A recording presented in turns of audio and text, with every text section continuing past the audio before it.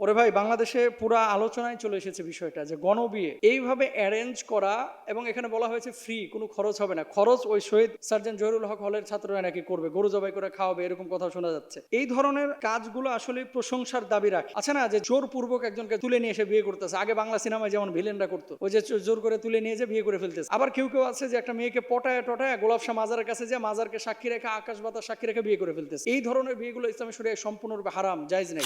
আমরা দেখতে পাচ্ছি যে মোহতারাম ঢাকা বিশ্ববিদ্যালয়ের শহীদ সার্জন জহুরুল হক হলের ছাত্র ছাত্রীরা গণবিবাহের আয়োজন করেছে, এবং বিশ্ববিদ্যালয়ে যারা একে অপরের সাথে অ্যাফেয়ার বা সম্পর্কে আছে তাদেরকেও ইনভাইট করা হয়েছে যে বিয়ে করলে তারাও করতে পারে। ইসলামী শরিয়ায় বিবাহের কোনো শর্ত বা কোনো বিষয় আছে কিনা, বা এইভাবে যদি বিয়ে করে বিয়েটা ইসলাম অনুমোদন করে কিনা। ওরে ভাই, বাংলাদেশে পুরা আলোচনায় চলে এসেছে বিষয়টা যে গণবিয়ে এইভাবে অ্যারেঞ্জ করা, এবং এখানে বলা হয়েছে ফ্রি, কোনো খরচ হবে না। খরচ ওই শহীদ সার্জন জহিরুল হক হলের ছাত্ররা নাকি করবে, গরু জবাই করে খাওয়াবে, এরকম কথা শোনা যাচ্ছে। এই ধরনের কাজগুলো আসলে প্রশংসার দাবি রাখে, এটা সত্য। গণবিয়ে, বিয়েটাকে সহজ করতে আল্লাহ রাসূল বলেছেন, প্রশংসার দাবি রাখে। তবে কিছু একটা আছে এখানে যেটা আমাদের জানতে হবে। বিয়েটা কোনো খেল তামাশার নাম না। বিয়ের শর্ত হচ্ছে, এক নাম্বার, একজনের পক্ষ থেকে প্রস্তাব আসতে হবে। দুই নাম্বার হচ্ছে আরেকজনের পক্ষ থেকে গ্রহণ করার মানসিকতা থাকতে হবে। ইজাব এবং কবুল যেটাকে বলা হয়, এক নাম্বার হচ্ছে ইজাব, দুই নাম্বার কবুল। তাহলে প্রস্তাব দিচ্ছে একজন, গ্রহণ করছে আরেকজন। আরেকটা বিষয় রয়েছে, বৈবাহিক ক্ষেত্রে প্রতিবন্ধকতা তৈরি করে, আছে না যে জোরপূর্বক একজনকে তুলে নিয়ে এসে বিয়ে করতেছে, আগে বাংলা সিনেমায় যেমন ভিলেনরা করতো, ওই যে জোর করে তুলে নিয়ে যে বিয়ে করে ফেলতেছে। আবার কেউ কেউ আছে যে একটা মেয়েকে পটায় টটায় গোলাপ শাহ মাজারের কাছে যে মাজারকে সাক্ষী রেখে, আকাশ বাতাস সাক্ষী রেখে বিয়ে করে ফেলতেছে। এই ধরনের বিয়েগুলো ইসলামী শরিয়ায় সম্পূর্ণরূপে হারাম, জায়েজ নেই। এই ধরনের কোনো প্রতিবন্ধকতা থাকা যাবে না। এবার আসেন, বিয়ে শুদ্ধ হওয়ার জন্য ছেলে এবং মেয়ে একে অপরকে পছন্দ করে। এখন গণবিয়ে শহীদ সার্জন জহুরুল হকের হলের ছাত্ররা করলো, আপনি যে বললেন লাব্বাইক, আমি হাজির আছি, আমার এখন বিয়ে দিয়ে দেন। পত্রিকায় দেখলাম এই বিবাহের আয়োজনের রাতটাকে আবার তারা নামকরণ করছে কি, লাইলাতুল গণবিবাহ। এই বলে তো আসলে কোনো কিছু হয় না, এগুলো তামাশা। লাইলাতুল নিকাহ হতে পারে, যে বিবাহের রাত্র, লিল লিল রেজাল ওয়ালিল এমরা বা লিল ইনসান, যাই হোক।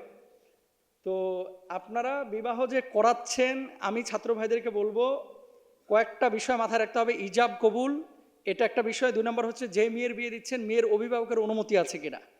আপনারা যদিও বলেছেন যে দুপক্ষকেই উপস্থিত থাকতে হবে, মেয়ের এবং ছেলের বাপ মাকে। আচ্ছা, যদি থাকে এবং তাদের সমর্থন থাকে, তাহলে এই বিয়েটা অবশ্যই, এই উদ্যোগটা প্রশংসার দাবি রাখে। কারণ জেনা থেকে বাঁচার জন্য, চোখকে হেফাজতের জন্য বিবাহের বিকল্প নাই। ইয়া মাশারাস শাবাব মান ইসতাতা মিনকুমুল বাআতা ফালিয়াতাযাওয়াজ, আল্লাহ নবী নিজে বলেছেন যুবকদেরকে বিবাহ করাইতে এবং করতে। আচ্ছা, তাহলে বর কনে উভয়কে গ্রহণযোগ্যভাবে নির্দিষ্ট করে নেওয়া।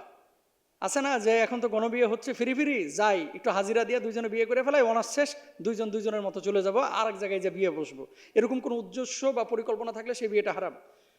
দুই নম্বর হচ্ছে, বর কনে একে অন্যের প্রতি সন্তুষ্ট হওয়া। চাপ প্রয়োগ করে কেউ কাউকে বিয়ে করাইতে পারবে না এবং করতেও পারবে না। দুই নম্বর। তিন নম্বর, বিয়ের আগ বা চুক্তি করানোর দায়িত্ব মেয়ের অভিভাবককে পালন করতে হবে, যেহেতু আল্লাহ তাআলা বিয়ে দেওয়ার জন্য অভিভাবকদের প্রতি নির্দেশনা দিয়েছেন। ও আনকিহুল আয়ামা মিনকুমুন, আল্লাহ সুবহানাহু ওয়া তাআলা বলছেন ও আনকিহুল আয়ামা, সতীসাধ্যী নারীদেরকে বিয়ে করানোর কথা বলেছেন। তারপরে বিয়ের আগদের সময় সাক্ষী রাখতে হবে। রাসূল সাল্লাল্লাহু আলাইহি ওয়াসাল্লাম বলেছেন, অভিভাবক ও দুইজন সাক্ষী ছাড়া কোনো বিবাহ গ্রহণযোগ্য হবে না।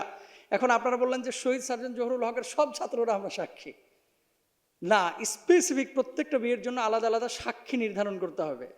কথা বুঝতে পেরেছেন? এছাড়া কিন্তু বিয়ে অশুদ্ধ হয়ে যাবে। এবং কনের অভিভাবক, এখন কনের বাপ মা আসে নাই, কনের বাপ মা থাকে লালমনিরহাটে বা রংপুরে, আব্বা আম্মা আসার টাইম পায় নাই, ফ্রেন্ডরা আছে, ফ্রেন্ডরা মিলে বিয়ে দিয়ে দিচ্ছে, এরকম হলে কিন্তু বিয়ে হবে না। কনের অভিভাবক হওয়ার জন্য আবার কয়েকটা শর্ত আছে কিন্তু ইসলামী শরিয়ায়। কি শর্ত? মেয়ের বাপ মা সুস্থ মস্তিষ্কের হতে হবে। বাপ পাগল হয়ে গেছে, মা পাগল হয়ে গেছে, আর মেয়ে যে ফাল দিয়ে বিয়ে করে ফেলাইতেছে, এই বিয়ে কিন্তু ইসলামে গ্রহণযোগ্য হবে না। দুই নম্বর, প্রাপ্তবয়স্ক হতে হবে। এটা হয় সাধারণত, না হলে প্রাপ্তবয়স্ক না হলে মেয়ের বাপ মা হয়েছে কিভাবে। দাসত্বের শৃঙ্খল মুক্ত হতে হবে। অভিভাবক কনের ধর্ম অনুসারী হতে হবে। মা বাপ যদি অমুসলিম হয়ে থাকে, তাহলে মেয়ের অভিভাবকের অনুমতির প্রয়োজন নয় মুসলিমদেরকে বিয়ে করার ক্ষেত্রে। 5 নম্বর, ন্যায়পরায়ণ হতে হবে। 6 নম্বর, পুরুষ হতে হবে। 7 নম্বর, বিয়ের ক্ষেত্রে বর কনের কুফু বা সমতা মিলতে হবে। বিশ্ববিদ্যালয়ে ভাই মানে পিএইচডি করতেছে কথার কথা, আর আরেকজন কেবল যে ফার্স্ট ইয়ারে ভর্তি হয়েছে। তো বয়সের ডিস্টেন্স যদি 15 বছর হয়, যদিও বিয়ে জায়েজ, বিয়ের পরে অনেক সময় ঝামেলা তৈরি হয়, যদিও বিয়ে জায়েজ, এবং একজন দেখা গেল যে শিল্পপতির মেয়ে, আর ছেলে তার বাপ রাজশাহীতে কৃষিকাজ করে, এরকম কিন্তু হয়। এজন্য আল্লাহর হাবিব কুফুটা দেখতে বলছে, সমতাটা ঠিক আছে কিনা। এই জিনিসগুলো পাওয়া গেলে আপনি গণবিয়ে দেন, কোনো সমস্যা নাই। আল্লাহ তাআলা আমাদেরকে বোঝার তৌফিক দান করুন।